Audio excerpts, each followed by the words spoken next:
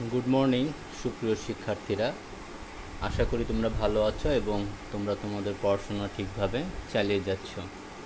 সুপ্রিয় শিক্ষার্থীরা, কাজ, শক্তি ও ক্ষমতা এ অধ্যায়ের উপর আজকে আরও একটি ক্লাস নিব। আজকেও কিছু গাণিতিক সমস্যা নিয়ে আলোচনা করব।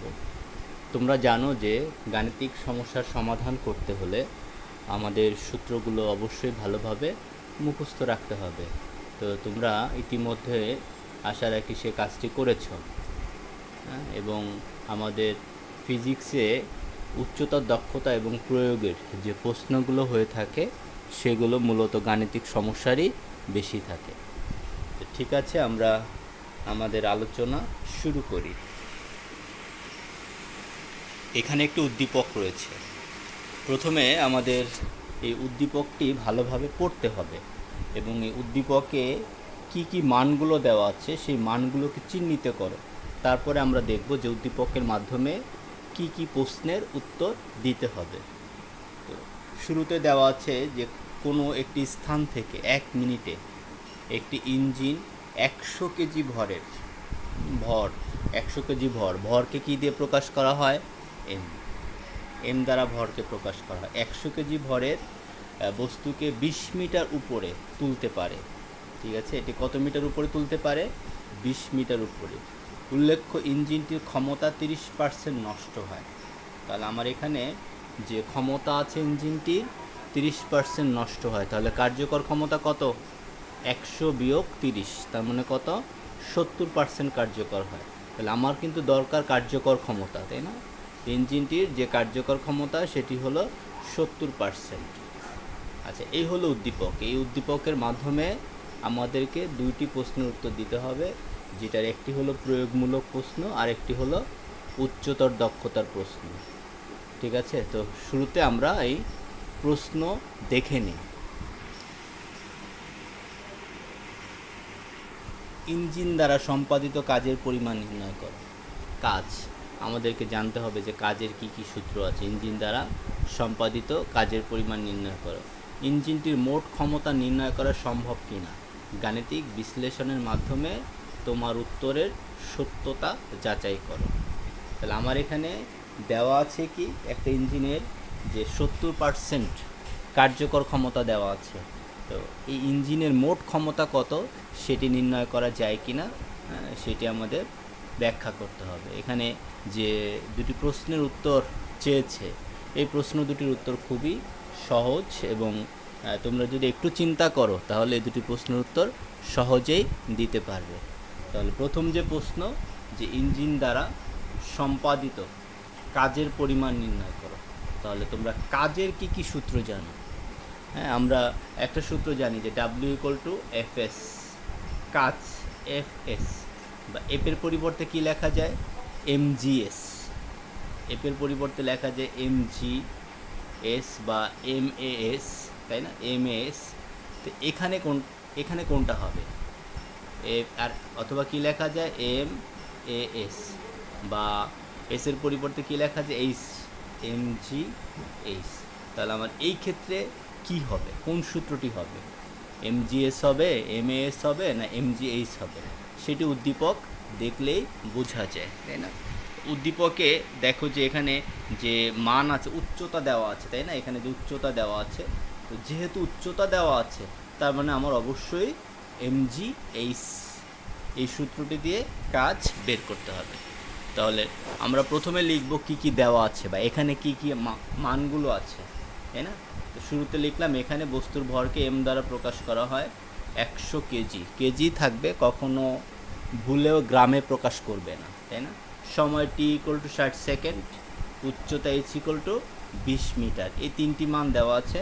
কাজের পরিমাণ W=40। তো আমরা জানি W= কি জানি? W=mgh।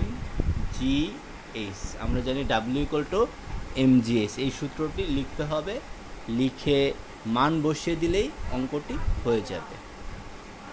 ঠিক আছে, লিখে শুধু মান, এম এর মান, জি এর মান কত? অভিকর্ষ ত্বরণ তোমাদের মনে আছে যে অভিকর্ষ ত্বরণের মান কত? 9.8।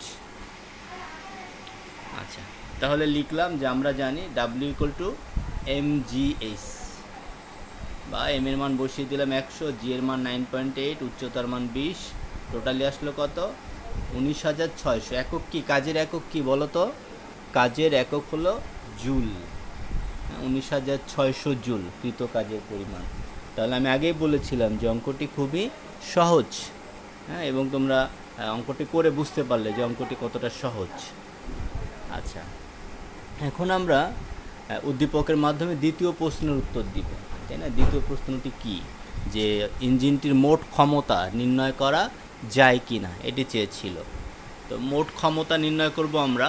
তো কি কি দেওয়া আছে, হ্যাঁ, কি কি দেওয়া আছে? প্রথমে লিখলাম বস্তুর ভর m = 100 কেজি, সময় t = 60 সেকেন্ড, হ্যাঁ, উচ্চতা h = 20 মিটার। কার্যকর ক্ষমতা আগেই বলেছিলাম যে উদ্দীপকে দেওয়া আছে 30% ক্ষমতা নষ্ট হয়, তাহলে আমার কার্যকর ক্ষমতা কত পার্সেন্ট? 70% কার্যকর ক্ষমতা। এই 70% কার? মোট যে ক্ষমতা তার 70%, অর্থাৎ কার্যকর ক্ষমতা যদি পি হয়, মোট ক্ষমতা যদি পি প্রাইম হয়, এই পি প্রাইমের 70%, এই পি প্রাইমের 70%, ঠিক আছে? তাহলে এখানে পি প্রাইমের 70%, 70% মানে কত? 70/100, তাই না? তো 70/100 মানে কত হয়?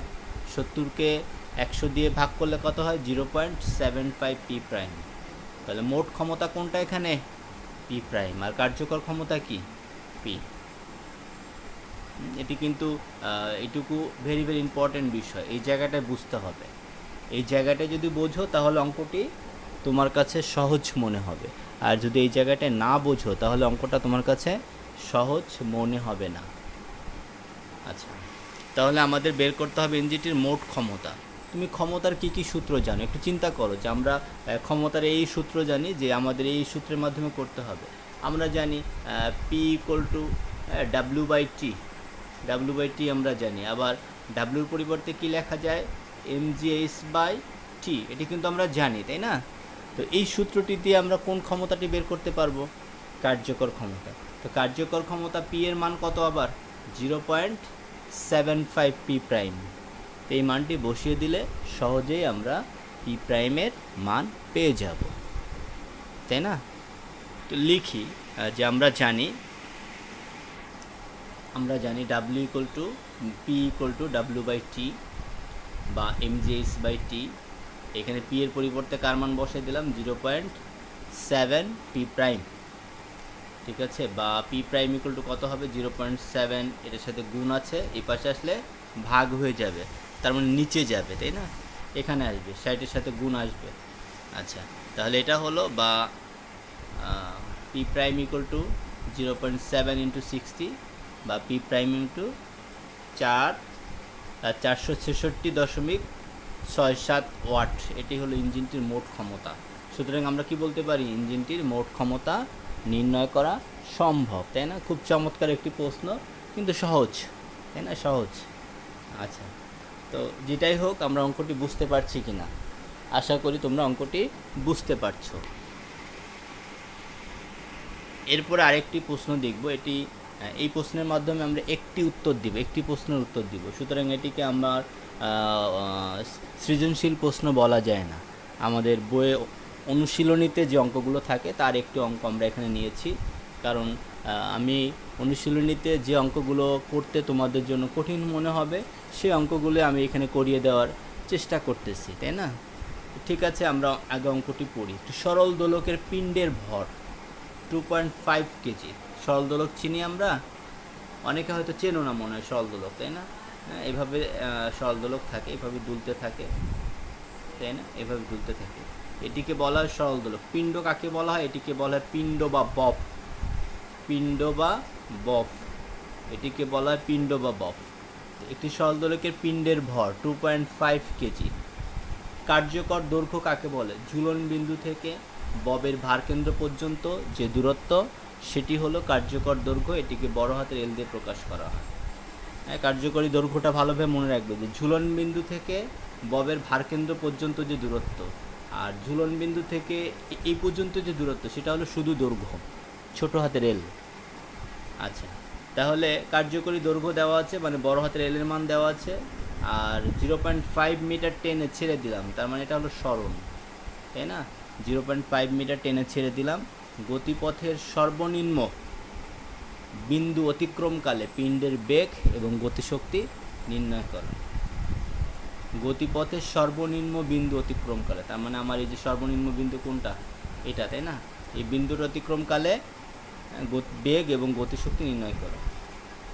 এটিকে টেনে ছেড়ে দিলাম, এখানে কিন্তু বেগ শূন্য, এখান থেকে এখানে যাবে, আবার এভাবে ফিরে আসবে, যাবে ফিরে আসবে, তাই না? আচ্ছা, তাহলে তোমরা বুঝতে পারছো যে কি বের করতে হবে। একটু চিত্র দিয়ে, এখানে চিত্র আছে, চিত্রটাও দেখে নাও। এখানে একটি সরল দোলক দেওয়া আছে, তাই না? এখানে সরল দোলকটি এইদিকে টেনে ছেড়ে দিল, তো এখান থেকে এর যে সরণ, সেই সরণটা কত? 0.5 মিটার। তো আমরা যদি এই সরল দোলকের উচ্চতা নির্ণয় করি, তাহলে উচ্চতা কতটুকু হবে? এটুকু হবে উচ্চতা।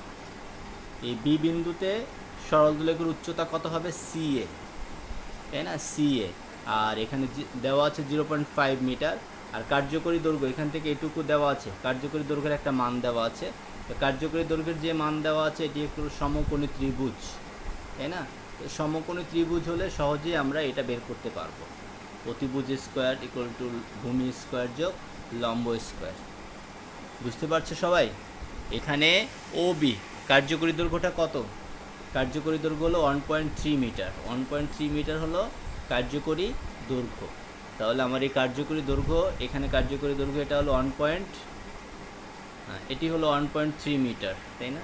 আর এটি হলো 0.5 মিটার। তাহলে এটা আমরা বের করতে পারবো। তাহলে কি লিখবো? যে OB স্কোয়ার ইকুয়াল টু কী হবে? OC স্কোয়ার যোগ আর একটা কি, BC স্কোয়ার। সেখান থেকে এই সূত্রটা দিয়ে আমরা এখান থেকে কার মান? OCর মানটা বের করতে পারব।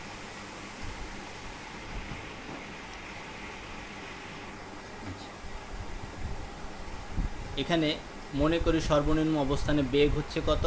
V। সর্বনিম্ন অবস্থানে বেগ V এবং সর্বোচ্চ বিন্দু B-তে স্থিতিশক্তি সমান সমান সর্বনিম্ন বিন্দু A গতিশক্তি। অর্থাৎ B বিন্দুতে স্থিতিশক্তি বা বিভব শক্তি আর A বিন্দুতে গতিশক্তি একই হবে। তাহলে স্থিতিশক্তির সূত্র কি? mgh, তাই না? তা আমরা B বিন্দুতে যদি যে স্থিতিশক্তি পাবো সেটাই হলো A বিন্দুতে গতিশক্তি। তাহলে B বিন্দুতে আগে স্থিতিশক্তি বের করি, তার আগে উচ্চতা দেখো। এখানে OA সমান সমান h সমান সমান কি? OA minus OC। এখানে এই উচ্চতা, অর্থাৎ এই C এর উচ্চতাটা কি দেওয়া আছে? এখান থেকে এটুকুর উচ্চতা দেওয়া আছে, এটুকু দেওয়া নেই। তাহলে পুরোটুকু হলো কি? OA বিয়োগ কি হবে? OC। OA থেকে OCটা বাদ দিলে সেটা আমরা কি পাবো? CA, অর্থাৎ উচ্চতাটা পাবো। সেই জন্য আগে আমাদেরকে কি বের করতে হবে? OCটা বের করতে হবে। আর OCটা তো বললাম যে একটু আগে দেখালাম, তাই না?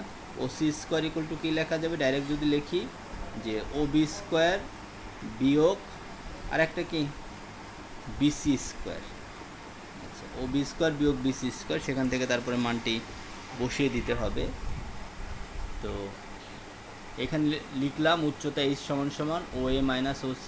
OCর পরিবর্তে লিখলাম এইটা, মান বসিয়ে দিলাম। তাহলে উচ্চতা h এর মান কত পাইলাম? 0.1। একক কি হবে? মিটার। এখানে এককটি বসানো হয়নি, একক হবে মিটার।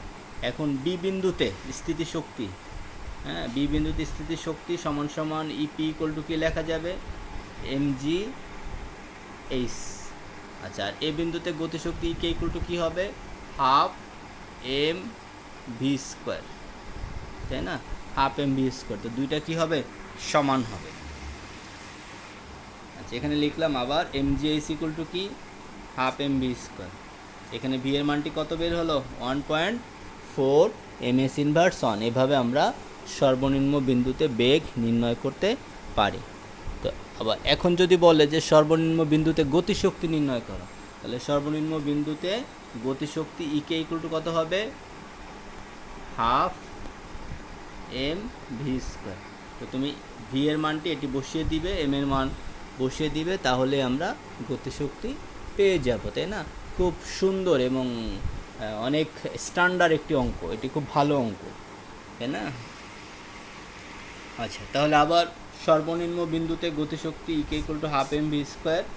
তো এম এর মান 2.5 কেজি, ভি এর মান বসিয়ে দিলাম, তাহলে হয়ে গেল। এটা কিন্তু ভি স্কোয়ারের মান, ভি কিন্তু 1 পয়েন্ট কত ছিল, 4। আচ্ছা, ভি এর মান, তার মানে আমার গতিশক্তি 2.45 জুল, আর পিণ্ডের বেগ হচ্ছে 1.4 আর গতিশক্তি 2.45 জুল। আচ্ছা, তো এই যে আমরা দুটি প্রশ্নের উত্তর আমরা দিলাম, তাই না? তো এই দুটি প্রশ্ন করতে গিয়ে একটু চিন্তা করো যে তোমাদের কি কি সূত্রগুলো অ্যাপ্লাই করতে হয়েছে। তো তোমরা যদি অঙ্কগুলো ভালোভাবে শিখতে চাও, তাহলে প্রত্যেকটা অঙ্ক যখন করবে, সে অঙ্কগুলো করতে গিয়ে আগে তো সূত্র মুখস্থ করবেই, আগে সূত্র মুখস্থ করবে, তারপরে প্রত্যেকটি অঙ্ক করতে গিয়ে যে সূত্রগুলো লাগে আলাদা জায়গায় লিখে নিবে। তখন দেখবে যে একটা অধ্যায়ে যদি 20টি সূত্র থাকে, তার মধ্যে দেখবে যে বেশি প্রয়োগ হয়েছে 10টি সূত্র বা 12টি সূত্র। সব সূত্র কিন্তু বেশি প্রয়োগ করতে হয় না। তো অনেক সময় অনেকে বলে যে স্যার সূত্রগুলো মুখস্থ থাকে না। তো এইভাবে যদি আমরা গুরুত্বপূর্ণ কিছু সূত্র মনে রাখার চেষ্টা করি, সেগুলো দিয়ে দেখবা যে 70% 80% অঙ্ক হয়ে গেছে। বাকি 10% 15% অঙ্কের জন্য আরও কিছু সূত্র মুখস্থ করতে হয়, তাই না? এই জন্য আমাদের টেকনিক্যালি পড়তে হবে। অনেক সংজ্ঞা আছে, একটা সংজ্ঞার সাথে আর একটা সংজ্ঞার মিল থাকে। তো যখন একটি সংজ্ঞা পড়বে, যদি ওই সংজ্ঞাটি বুঝে পড়ো, কোন কোন জায়গায় চেঞ্জ করলে অন্য আরেকটি প্রশ্নের উত্তর হয়ে যায়, সেটি যদি বুঝতে পারো, তাহলে দেখবা যে সংজ্ঞাগুলো মনে রাখা খুব সহজ। আর প্রত্যেকটা সংজ্ঞার কিছু গাণিতিক রূপ থাকে, গাণিতিক রূপ জানা থাকলে তার মাধ্যমে সংজ্ঞাগুলো দিলে বেশি সুন্দর হয়। আচ্ছা, তাহলে এই হলো আমাদের আজকের আলোচনা। আমরা যা যা আলোচনা করলাম, হ্যাঁ, নেক্সট ক্লাসে আবার কিছু সৃজনশীল প্রশ্ন নিয়ে আসবো, তাই না? এই জন্য তোমাদের যদি সূত্রগুলো এখন পর্যন্ত মুখস্থ না হয়ে থাকে, তাহলে একেবারেই সময় নষ্ট না করে তোমরা সূত্রগুলো বাসায় অবশ্যই মুখস্থ করবে। এবং মনে রাখবে যে ফিজিক্সের যে সূত্রগুলো আছে, শুধু মুখস্থ করলে হবে না, বারবার লিখতে হবে। বারবার লিখলেই তবেই মনে থাকবে, অর্থাৎ লিখলে মনের মধ্যেও গেঁথে যাবে। অর্থাৎ তুমি অনেক সময় মনে পড়ে না, কিন্তু হাতে চলে আসে, তাই না? এই তো ঠিক আছে, সবাই ভালো থাকো, সুস্থ থাকো, এবং তোমরা তোমাদের যে পড়াশোনা আছে সেটি চালিয়ে যাও। হ্যাঁ, তোমরা জানো যে তোমাদের একটু পরীক্ষা নেওয়ার কথা আছে, তার জন্য 11 তারিখে তোমাদেরকে কলেজ আসতে বলছে। তো দেখা যাক 11 তারিখ পর্যন্ত, যেহেতু লকডাউন আছে, হ্যাঁ, এরপরে হয়তো তোমাদের জানাবো আমরা। তো সবাই সুস্থ থাকো, ভালো থাকো, ধন্যবাদ সবাইকে।